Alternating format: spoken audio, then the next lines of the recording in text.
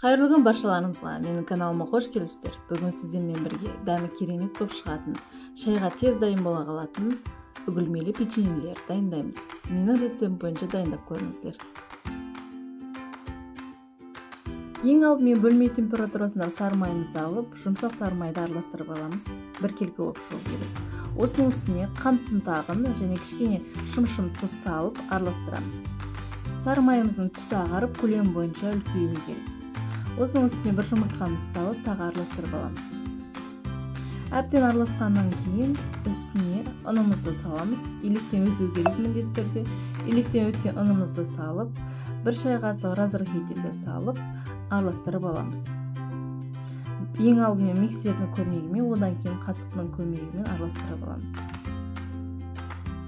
Бизде осундай коюу масса чыгады. Печеньелерimizni birden pişirmemiz gerek.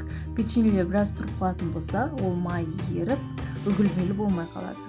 Мен осындай жылдышча насадканы колдонам. Кондитерский мешокко насадкамды салып, ишин камыр менен толтуратын боламын. Печеньелерди формага салмас бурун печте косуп кыздырып алган дурус. Кызып турган печке салабыз. Осындай узунча формаларда печеньелердин баарын коюп чыгамын. Сиз өз каалаган формаңызды колдонсоңуз болот. Печеньелеримизди 180 градуста кызарганча пиширип алабыз.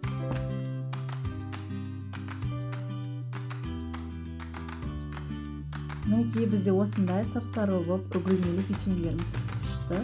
Чайга тез дайын болатын печеньелер. Жасап көрсөңүздөр болот. Дәми өтө керемет болушат. Менин каналыма тиркелип, лайк басып, комментарий калтырып кетиңиздер. Соңуна дейин көргөндөрүңүзгө рахмет.